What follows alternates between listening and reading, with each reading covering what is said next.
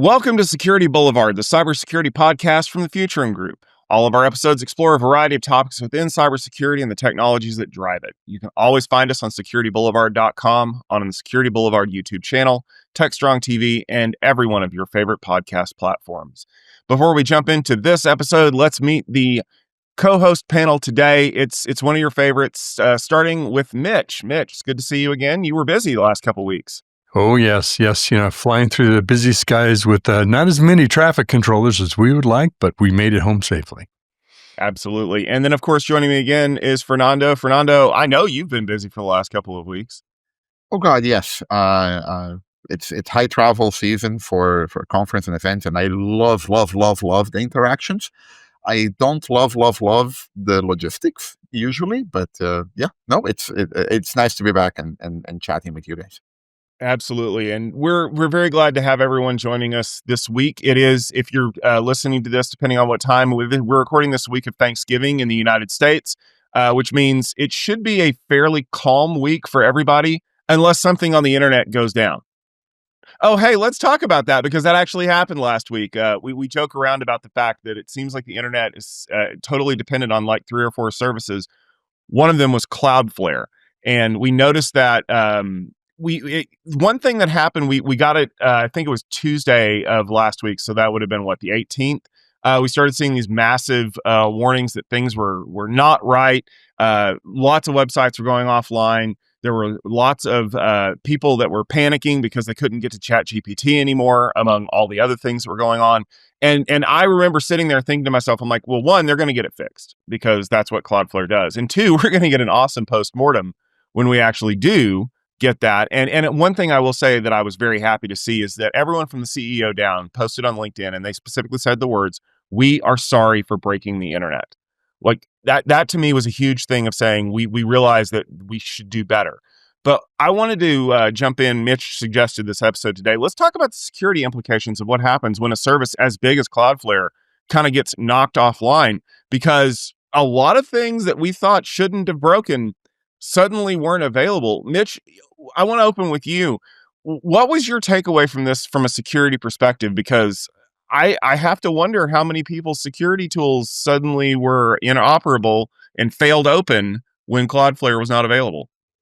It is a little tough to make sure your offering is secure if you can't get to it, right? Because our security tools often go through the same cloud provider, like a Cloudflare or an Akamai or whoever it might be, for these services. So they're also frequently blind, or maybe there's another path to get to it that you've got to make sure you've got constructed, which brings up what's a plan B when this happens? Because it will happen again, right? There were a couple things about this. One is, I always reflect back onto the CrowdStrike, right? Because that was very much we're going to be transparent. Here's what happened. Here, we'll fall on our sword, but we'll also tell you what we're doing to fix it.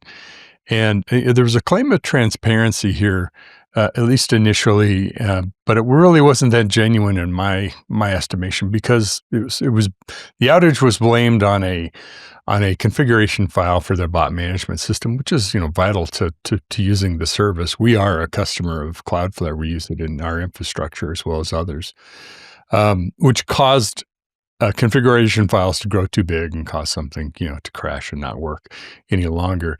And it's those situations where something isn't working, something might crash, etc. It may not be a security incident that causes it, but that also opens up potentially service provider to attack as well when that happens. So you can imagine in a situation like this, it wasn't caused by a cyber attack, but the cyber criminals rushed in to say, all right, how do we exploit this? So it can become a security incident. I don't believe it did, necessarily, but they suspected that some of the symptoms were caused by DDoS attacks that followed on to the core issue, right? Exactly what I'm talking about. So just because it's an outage not caused by cyber doesn't mean it isn't a cyber-related incident. So everything's cyber related, right? Especially when you're a security professional. But it is, right? I mean, we can debate, for those of us who have been around for long, like there's that debate whether the CIA triad is accurate and whether we need the Don Parker hexad, right? That had others as well. But availability is a key component of security. It's a key Absolutely. objective for security. So yes, absolutely. If I can't get the fire trucks to roll because the network's down, that's a security issue, right? I mean, it is. Well, yeah, the backhoes and the squirrels that take out networks and power grids and whatnot. Sure, it's not cybersecurity as we normally do it, but it is availability. It is related. Like your organization is relying on the availability, the integrity, and the confidentiality of services. And many of us have been around environments that will actually prioritize things like availability over things like confidentiality, right? So the healthcare industry, for example, is known for doctors and nurses and frontline staff. They will have a very how should I say? They'll have a very clear preference for I need to get to this or people die. Right. So cybersecurity teams should keep that in mind as we're designing things for those user communities. And you bring up a good point there, Fernando. We've become so dependent on a lot of these services as we've migrated them into the cloud that we don't know what happens when things go down. I mean, it's not like we had an incident that happened a couple weeks before that, right? When Amazon deployed a bad DNS update. Oh, wait, we did. And that should be kind of the canary in the coal mine, that no service is completely reliable. Yes, Cloudflare and Amazon and Microsoft and a bunch of the other ones are probably more reliable than most. But even as we saw, Mitch, you brought up another good point. Azure got hit by a giant DDoS attack. And even if services like Cloudflare and Azure and AWS can eat these things, I remember a great presentation that we got at Tech Field Day a few years ago from Thousand Eyes before they got acquired by Cisco. And they were showing a Bank of America DDoS attack. And they said there were 6 DDoS scrubbers that were supposed to eat all this traffic. 5 of them worked. 1 of them didn't. That was the one where everybody was able to get in and DDoS the Bank of America. We've deployed this infrastructure in the hopes that we can prevent these attacks from happening. And to quote the IRA again, all we have to do is get lucky once, and it exposes these kinds of things. Yeah. So this is one of the areas where I tend to not agree with that. We only have to be lucky once thing. I know what was said, and because we do hear it in cybersecurity all the time. The problem we have is that we have infrastructure that is very complex, that has many moving parts, and we don't seem to have as good of a grasp of the overall picture as perhaps we should, right? And there's a quote I like. It's been attributed to it's been around. I know that Frank Borman, who was one of the commanders on Apollo 8, used it many years ago. And I'm summarizing, but he said something along the lines that the superior pilot utilizes their superior judgment to not put themselves in situations that would require their superior skill, right? So what can organizations do? Apply their superior judgment to how things work so that they don't need to be in situations where they need their superior skills. And where I'm going with this is that I think that this goes back to threat modeling, right? And I think that this goes back to how do we get teams to work together, and how do we get security executives to make it easier for security engineers to have the conversations with application developers, application architects, et cetera, so that these kinds of incidents can be factored into, whether you're using Stride or Pasta or Octave or whatever threat modeling methodology you want to use, so that, we can plan for these things and we can avoid them. So, anyway, Fernando, I'm babbling as usual, but it's... Fernando, you stole my Frank Borman quote, but thank you. No, I wasn't going to use that. I'm just kidding. But you're right. It is a great quote. It's a phenomenal every quote. one of these incidents points at, one of different kind of factors. It can be an operational, error, things that happen, whether it's a Cloudflare or like the situation with CrowdStrike. Oftentimes it's assumptions too that we make about things that will work and will stand up, but they don't stand up under all conditions, or it can be a security incident as well. I think we're at a moment of it's time to rethink this. Just like we rethought, do we have bastion hosts? Do we treat things as moats and firewalls and protect things from the outside, and just hope they won't get in? No, today we talk about zero trust, and we say, yeah, it's going to happen. Things get in, things will get attacked, things will be compromised. But how do we minimize the blast radius, stop it sooner? Those kind of things. And I think when you add complexity to a system, to your point about complexity, Fernando, we don't often address, but what happens when that falls? Because it will fall down, whether it's a database configuration file that generates something for bot management, or it's something else, right? Things fail. Just have to be hardware or just bugs in software, processes or edge conditions can be met where we didn't expect that, or we didn't have that issue when traffic was, 2/3 of what it is today. But now at that volume, it constantly is. So, do you build in restart mechanisms? Do you build in failback mechanisms? Do you do things like that? So, and I'm not critiquing the Cloudflare response because I don't know specifically all the things they did or didn't do. This is not about that. But you do have to think about, well, what can we do from a resiliency standpoint? Yeah, we can shift traffic. We can reroute things. Those are great. Those are very comfortable for us. But what about services that fail?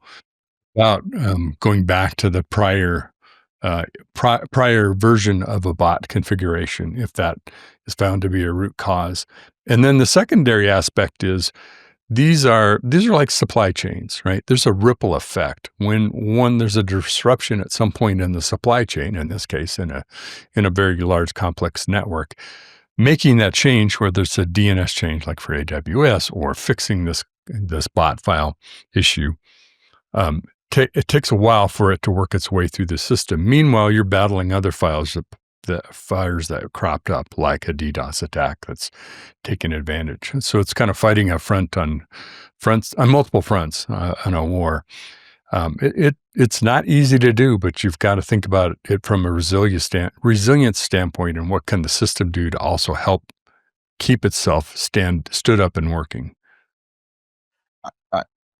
It's funny you brought up the word war, because the thing that, as we were chatting about the topic for today, one of the things that came up to me first and foremost was that concept that was originally, I think it's been originally attributed to von Clausewitz, which is the fog of war, right? What happens at the moment that stuff happens, right? Some people refer to the left of boom versus right of boom, right? How can organizations be ready for that moment, right? I think that in emergency medicine, I've heard the term golden hour, right? That how that initial, what you do at that beginning, how that has an impact on how things turn out at the end. It may not be an hour, it may be 15 minutes, it may be 2 hours, doesn't matter. But that moment of when stuff happens, how do you go from there? Like, what do you plan for that? And it's a phenomenal topic. Like, we can spend days talking about it. We could, but I think one of the problems that we run into is, how do you run failure testing on necessary services? Like I know how you do it for emergency medicine or pilots or things like that, because I was talking to one of the people who used to be in my Boy Scout troop, and the way that they do that for pilots is they take you up in an airplane and they start shutting stuff off, and they want to see how you react to that. Oh, hey, the fuel line just got cut to your right engine. What do you do? Oh, hey, the rudder controls are now locked. What do you do? Like, they're looking for basically, how do you go through the checklist, right? And how do you do that on a service that's basically providing things to the whole internet? Well, we know how Netflix did it, right? They created the chaos gremlin. The chaos monkey would go out and it would randomly disable stuff to see if the engineers at Netflix built it properly so that it would actually come back online. That's great if you're a video streaming service that has, a few million customers. What if billions of packets, trillions of packets go through your service a day, and suddenly, you accidentally disable your bot configuration file size checker? And then, like Mitch, to your point, a lot of what happened on the internet was not the initial outage from Cloudflare, because I think they had that fairly quickly resolved within less than an hour. It was the ripple effect that we see through the whole system of this is offline. Well, it keeps retrying because that service should never be down. And so then it gets knocked offline, which causes other things to go offline. It's the classic problem of traffic, right? A slowdown in one area of a city creates gridlock miles away because the changes have to flow through the system in order to exit. And I don't know that you can test for that. It's the exception rule problem. What's more likely, my hard drive being the platter going out in it, or someone hitting it with a meteor? Well, I know which one's more likely, and I don't really have a failure scenario for the second one other than should play the lottery today. But there's the quotes by Twain that I like, right? It ain't what you don't know that's going to get you. It's what you know that just ain't so. Like, and I probably misquoted it, right? But it's the kind of thing. So I think that all of these downstream, there's two sides here. You're absolutely right about the Chaos Monkey and what Netflix did with their resilience. Shout out here to Kelly Shortridge and Aaron Reinhardt. They wrote a book about security chaos engineering, right? Which is really interesting. But the thing here is that to what extent the failures downstream were caused by architectures that assumed Cloudflare is going to be up, or that assumed that this thing is going to work. And those are testable things, right? How do you change? How do you?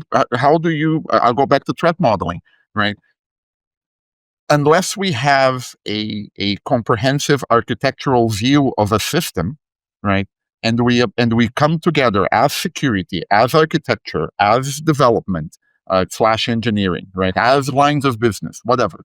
And we agree on this is what this system is supposed to be doing. And here are the failure conditions. And these are the conditions that we're going to choose to accept.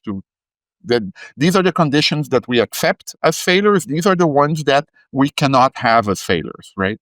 So, okay, perhaps the alternative, and I'm not saying that this was the case here, but perhaps the alternative to an outage with a CDN like Cloudflare is you keep two, and you keep 90% of your traffic on your primary and 10% on a secondary, right? Akamai, Fastly, like so many others, right?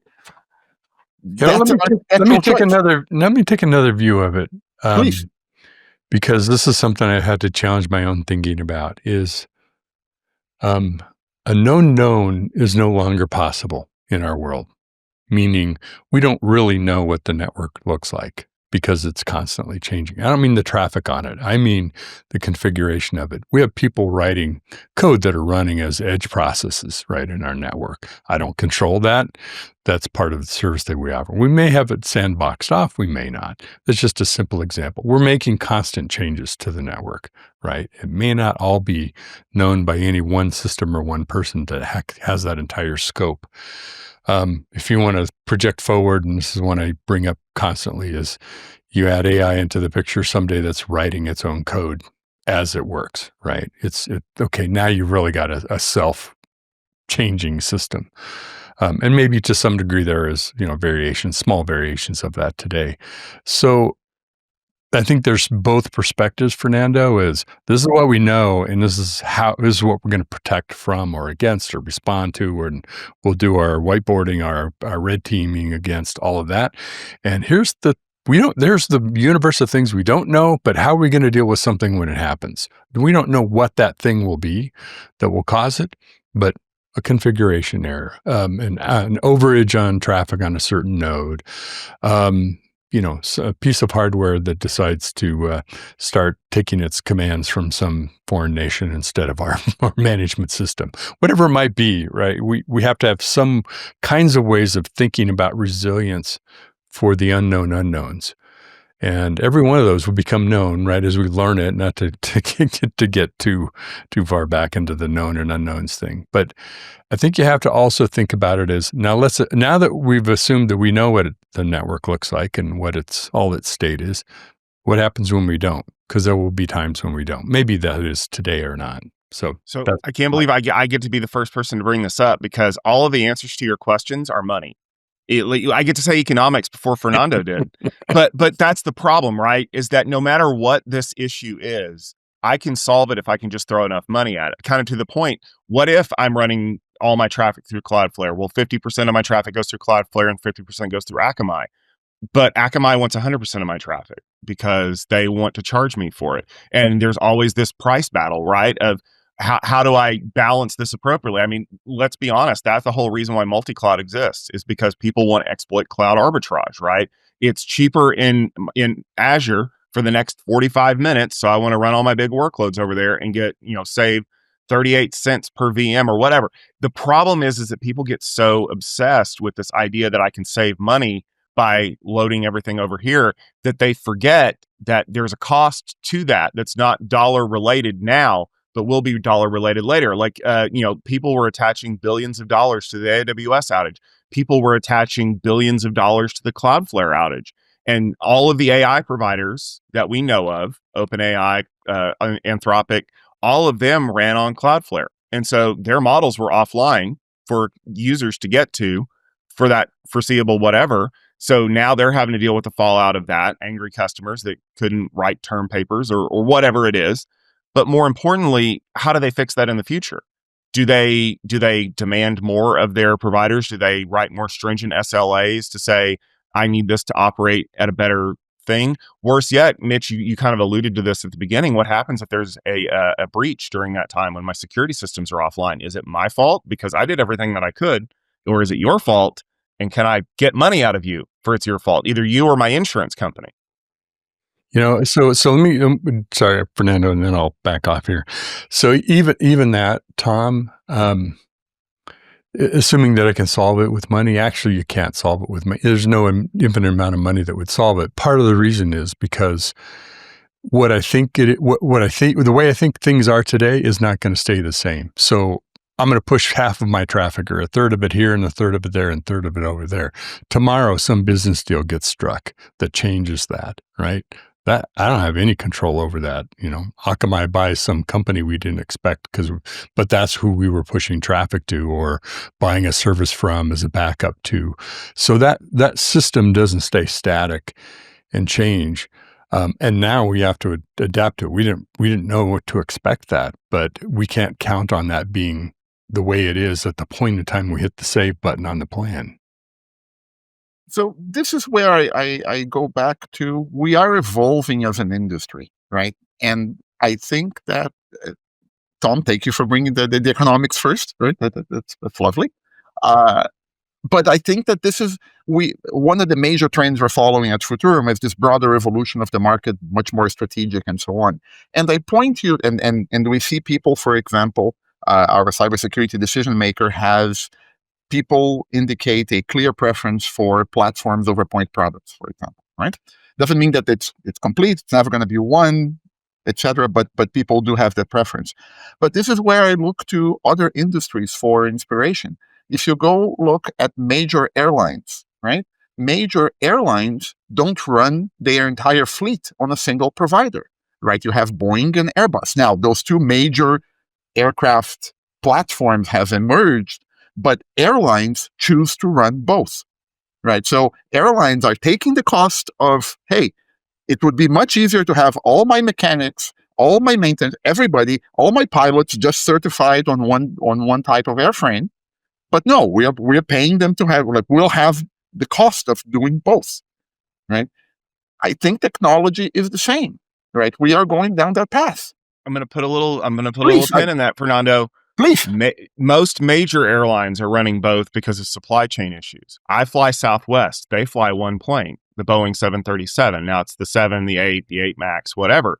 And they have so far used that to their advantage where it has been low cost because they only have one set of mechanics. And if something happens, they can just swap a plane out. But when they go down hard because like when the MAX 8s were grounded, that really snarled up everything, right? And I think that you're rolling the dice there. You are hoping that the amount of money that you're saving now translates into enough of a war chest that if something does go wrong down the road, you have money to fall back on. Except we know that's not what's happening because the savings that you're making are actually either getting plowed back into stock buybacks or other things where that money is being sucked up. And I think that what we have to do is get back to a scenario like we've seen in cybersecurity for years, where the rules say that you have to have circuit diversity, that you have to have service diversity, that it is built into the system, that you can't monkey with things like you said, Mitch, that, oh, better deal came along, well, I'm going to swap to it for the next 30 days. To me, that reminds me of the people who will sign up for a service like home internet, and every 30 days they'll call and cancel it to get a better deal, through the retention department. Well, eventually that's going to run out, and then you're stuck holding the bag. So is the answer that we just have to mandate from a security perspective that you must include this in your planning and don't just hope for a rainy day? Well, I'm way woefully behind on my quotes. I made a note. I've got to make. I love really bone up on my quotes. So I'm going to share one, teeing off of what you said about looking at other industry. Alan Kay, who is an Apple fellow, he actually worked on at Xerox PARC and came up with the idea of the Dynabook, which is the precursor to the laptop. He has a great saying: "I don't know who discovered water, but it wasn't a fish." So you've got to look outside of your system, right, to bring in new thinking, fresh thinking. Whether it's, and I had one of those moments too, Fernando. Earlier in my career, I was doing due diligence on an airline reservation system. I was a DBA, right? That was my job at the time. I walked into the data center, red lines flying across the main console. Every one of them said database pointer error, and nobody was doing anything. Nobody was like, there's no panic. There's no what? They're all just kind of sitting there doing it. I'm just like, what the F is going on, folks? This is like, is somebody fixing this? And like, no, you don't understand. And this is such a high capacity system. We accept a certain amount of errors in the system to be able to handle the volume. So that's okay if there's database errors. When the person at the desk hits enter and says, "Oh, I need to, the system's being squirrely today," they're doing the transaction again because the first one failed due to a database error. But we make it up in volume. That was a mind blowing. Like, I thought everything had to balance at night, but I guess not in the banking industry. But for airlines, it's different. And this is super interesting because it ties to, I think there's a psychological phenomenon called the normalization of deviance, right? Which is the idea that you get used to these kind of errors. And then at some point, it is an actual error. Oh, look, 49 times we've had this ACL failure, not ACL, but like whatever. The 50th time it's there, right? And I think that this is goes back to that preparation that teams should be doing, right? How do you prepare for, how do you keep your teams sharp to be able to address those kinds of things, right? Anyway, I think it's an important point. In layman's terms, I call that it's all good till it's not. Yeah. The common term I hear a lot is alert fatigue, right? Oh, that thing's red and it's red. It's always been red. Well, what happens when it's not red? What happens when something goes off or whatever? And a way that a lot of security companies are actually solving this problem is, we had to say it, they're using AI.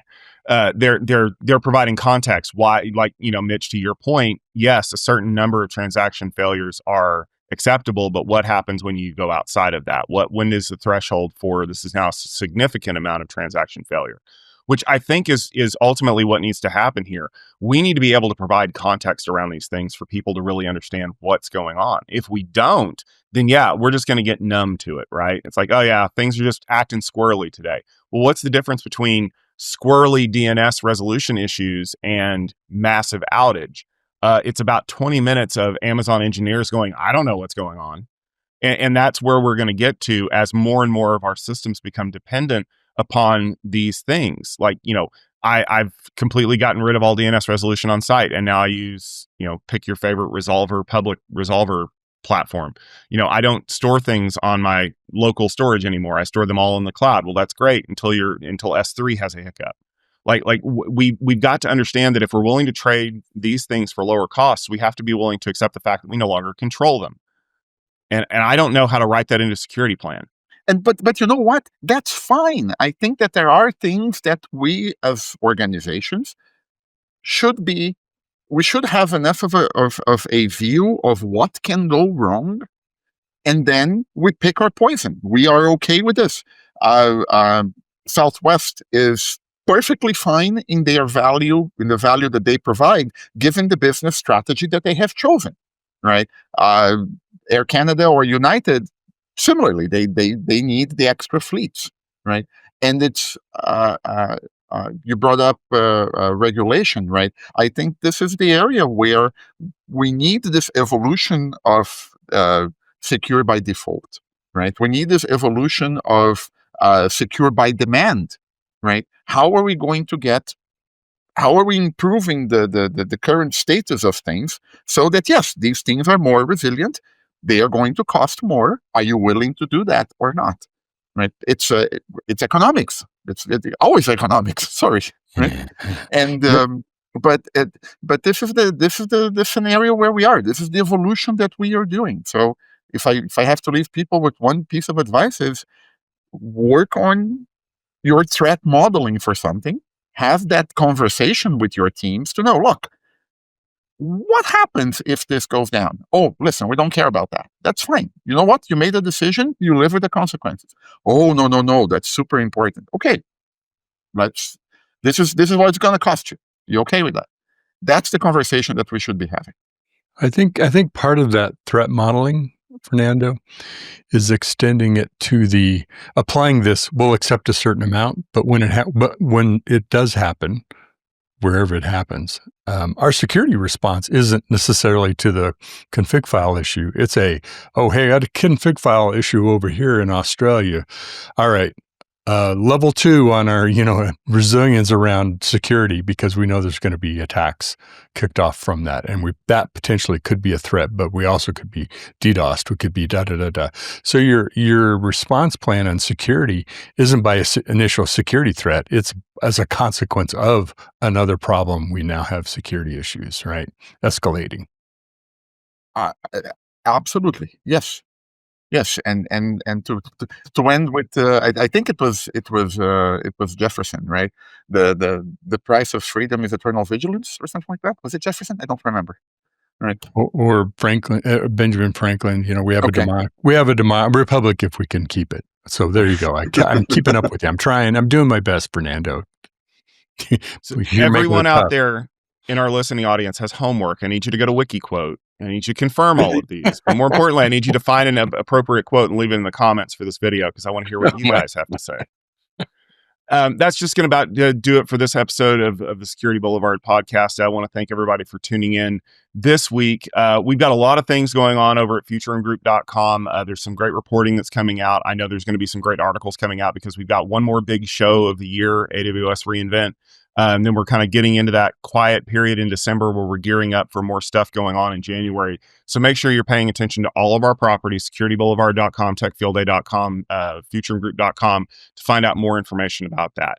If you enjoyed this conversation, do us a favor, subscribe on YouTube or in your favorite podcast application of choice. That way you don't miss any of our episodes. We'd love it if you'd leave a comment, maybe a rating on a podcast app, and a review. That really helps us grow the show to new audiences. Don't forget that this is brought to you by securityboulevard.com and the Future and Group. If you want to check out all of our show notes and all the other stuff related to the podcast, make sure you head over to securityboulevard.com. You can also find us on the TechStrong TV website or in the TechStrong TV app. It is the best way to put on the TV. Instead of listening to one of those boring, crackling Yule log fires over the holidays, you can listen to Fernando talk economics and Mitch disagree with some of the things that he says.